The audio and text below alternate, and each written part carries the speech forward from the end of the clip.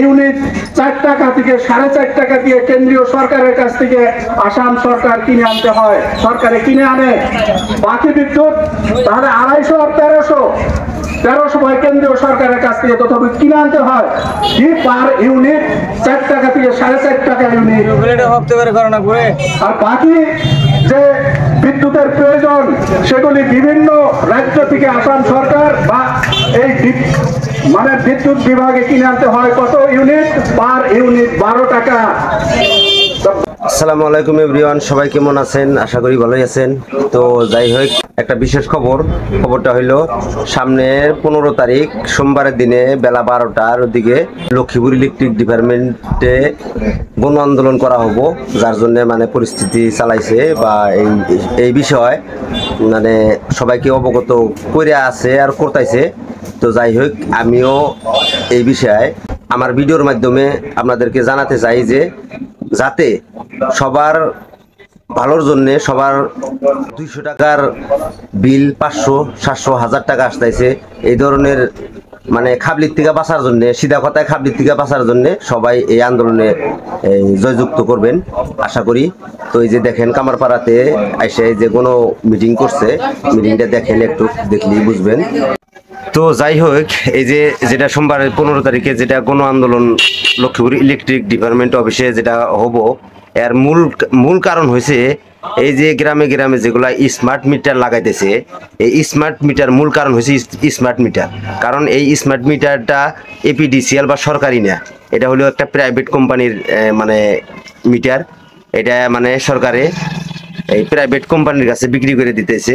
এই 4 টাকা 5 টাকা ইউনিটের এই কারেন্টের বিল এরা 15 টাকা 20 টাকা করে ক্রয় করে নিব, মানে আঙ্গেরে ফালাপোর সামনে বিপদে। এই জন্যে এই গণ আন্দোলনটা চলানো হবো আর কি, এর মূল কারণ হয়েছে এটা। তো যাই হোক, সবাই ভিডিওটা শেয়ার করে দিবেন, যে যার সামনেই যাক ভিডিওটা বেশি বেশি করে শেয়ার করে দিবেন, যাতে আপাতত আগের লক্ষ্মীপুর এই ইলেকট্রিক ডিপার্টমেন্টের আন্ডারে যতগুলো মানুষ আছে সবাই যাতে পায় আর কি। তো দেখেন ভিডিওটা। ইউনিট 4 টাকা থেকে 4.5 টাকা দিয়ে কেন্দ্রীয় সরকারের কাছ থেকে আসাম সরকার কিনে আনতে হয়, সরকারে কিনে আনে। বাকি বিদ্যুৎ তাহলে 250 আর 1300 ভাই কেন্দ্রীয় সরকারের কাছ থেকে তথাপি কিনে আনতে হয়। পার ইউনিট 4 টাকা থেকে 4.5 টাকা ইউনিট। আর বাকি যে বিদ্যুতের প্রয়োজন সেগুলি বিভিন্ন রাজ্য থেকে আসাম সরকার বা এই মানে বিদ্যুৎ বিভাগে কিনে আনতে হয় কত ইউনিট? পার ইউনিট 12 টাকা। 12 টাকা ইউনিট ব্যক্তিগত মালিকদের কাছ থেকে কিনে আনতে হয়। আর আমাদের কত টাকায় বিক্রি করে? 6 টাকা ইউনিট। টাউন অঞ্চলে একটু বেশি। তাহলে বিদ্যুৎ উৎপাদন সংস্থাগুলো, ব্যক্তিগত উৎপাদন সংস্থাগুলো যদি 12 টাকা ইউনিটে যদি বিদ্যুৎ বিক্রি করে, তাহলে যখন বিতরণ করতে আসবে সাধারণ মানুষের কাছ থেকে পার ইউনিট কত টাকা করে নিবে? 15 থেকে 20 টাকা ইউনিট হবে। যে জায়গায় আমরা 6 টাকা ইউনিট বিদ্যুৎ দিতে পারি না, আমাদের অত্যন্ত কষ্ট করতে হয়, অত্যন্ত সংগ্রাম করতে হয় এই বিদ্যুৎ কিনতে। সেই জায়গায় 15 টাকা 20 টাকা পার ইউনিট যদি হয়, তাহলে গরিব মেহনতি সাধারণ মানুষ এই বিদ্যুৎ দিতে পারবে? আজকে বিদ্যুৎ এমন একটা মূল্যবান বস্তু যে বিদ্যুৎ না হলে কেউ এক পা আগাইতে পারে না। রাত দিন 24 ঘন্টা বিদ্যুতের প্রয়োজন। দোকানে যান, তাদের বিদ্যুতের প্রয়োজন। বাড়িতে যান, বিদ্যুতের প্রয়োজন। বিদ্যুৎ ছাড়া কেউ চলতে পারে না। এই সময় আমাদের দেশের জনগণ বিরোধী সরকার, জনবিরোধী সরকার, এই সরকার বিদ্যুৎ খণ্ডকে ব্যক্তিগতকরণ করার জন্য বিল নিয়ে আসছে, কিন্তু এখনো পর্যন্ত এই বিল সংসদে উত্থাপন করতে পারেনি। একমাত্র এই আন্দোলনের ফলে কৃষক আন্দোলন, দিল্লির যে কৃষক আন্দোলন, সেই আন্দোলনের খবর আপনারা জানেন। তাদের এটাও ডিমান্ড ছিল যে 2020 সালের যে বিদ্যুৎ বিল, সেই বিল বাতিল করতে হবে, আইনে পরিণত করা যাবে না। কারণ এই বিল যদি পাস হয়, আইনে পরিণত হয়, তাহলে কৃষকরা মারা যাবে, কৃষকরা বিদ্যুৎ ব্যবহার করতে পারবে না। বিদ্যুতের মূল্য আকাশচুম্বী হবে, তাদের একটা দাবি, যার ফলে আজ পর্যন্ত তারা এই বিদ্যুৎ বিল 2020 সংসদে আজও পর্যন্ত উত্থাপন করতে পারেনি। দ্বিতীয়ত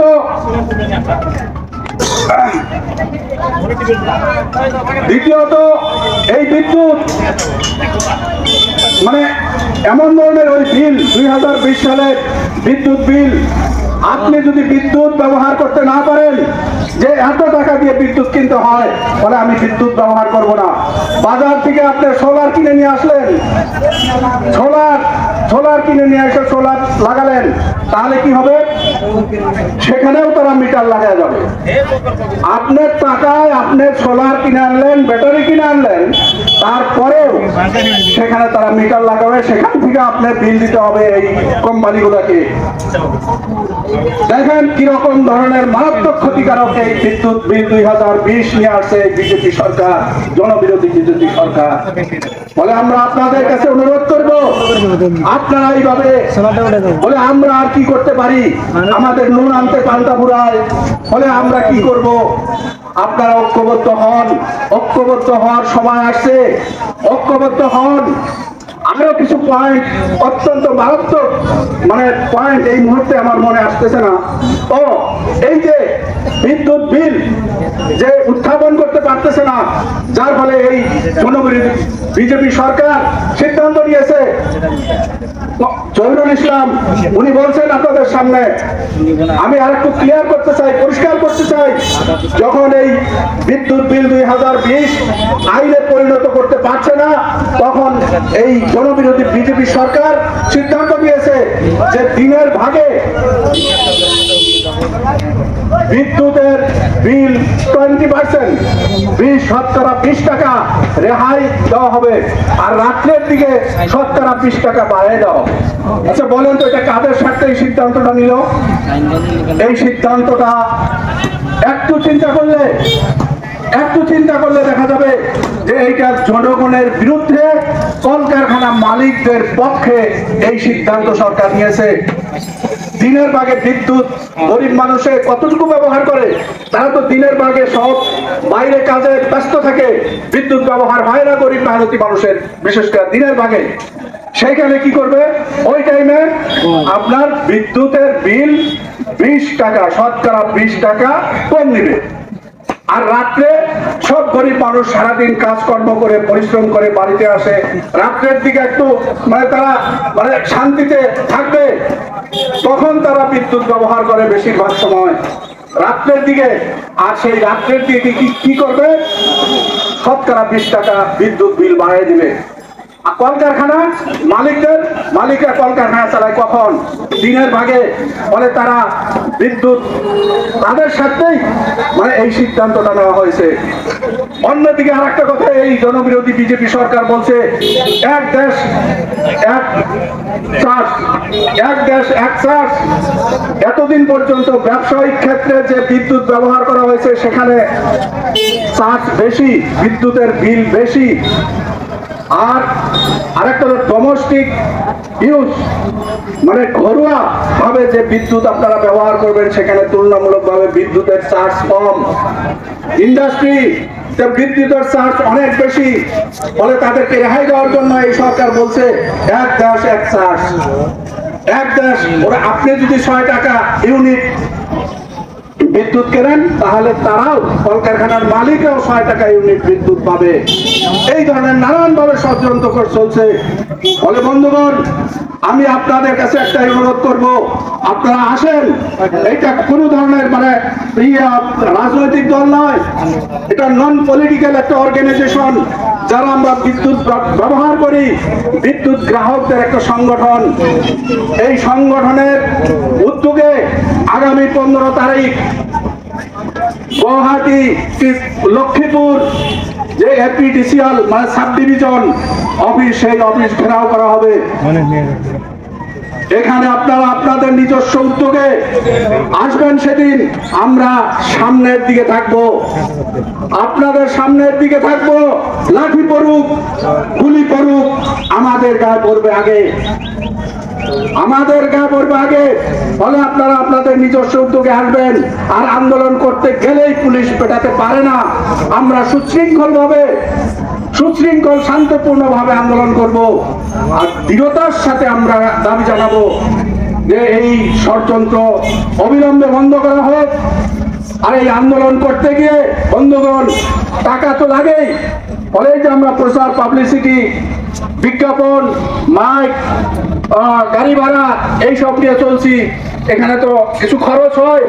ফলে আপনাদের কাছে আবেদন রাখবো, আপনারা যে যতটুক পারেন এখানে কিছু সাহায্য দিয়ে যাবেন। এইটুক বলে আমি আমার সংক্ষিপ্ত বক্তব্য এখানে শেষ করছি। ইনকলাব জিন্দাবাদ, বিদ্যুৎ গ্রাহক সংস্থা দীর্ঘজীবী হোক। আপনাদের কাছে প্রশ্ন করতেছি, এই আন্দোলনটা করা উচিত কিনা? উচিত যদি উচিত কিনা আপনারা মনে করেন, তাহলে আপনারা আপনাদের উদ্যোগে আগামী 15 জুলাই তারিখে লক্ষ্মীপুরে আপনারা যাবেন। 12টার সময় আমরা সেই এসডিও অফিসের সামনে আমরা গণডেপুটেশন আমরা সাব্যস্ত করব। আপনারা এখান থেকে ইচ্ছা করলে আপনারা যতজন মানুষ এই মিটিং শুনলেন, আপনারা যদি একজন দুজন করে মানুষ যদি সঙ্গে নেন, তাহলে আপনারা 100 মানুষ আপনারা এখান থেকে নিয়ে যেতে পারেন আর কি। আর শুধু এই অঞ্চলেই মিটিং করছি এখানে তা নয়, আমবাড়ি থেকে শুরু করে চুনারি, মারকুলা, বাঁশবাড়ি, কারাঙ্গাপুর, জলেশ্বর, বিভিন্ন বাজারেই আমরা এই প্রচার কার্য চালাচ্ছি। সব জায়গায় থেকেই মানুষ আশ্বাস দিতেছে যে আমরা এই আন্দোলনে যাব। আর দাবিটা আপনাদের দাবি, আপনারা যদি না যান, যদি 50 জন 100 জন মানুষ যায়, এসডিও কথা শুনবো নাকি? আপনাদের যাবে না, শুনবে না। তাহলে আপনাদের কাছে অনুরোধ করতেছি, আপনাদের দাবি, আপনাদের ঢোল আপনাদের পিটাতে হবে। আপনার ঢোল অন্য মানুষ পিটাবে নাকি? দাবি হলো আপনার, তাই আপনারা 15 তারিখে যাবেন।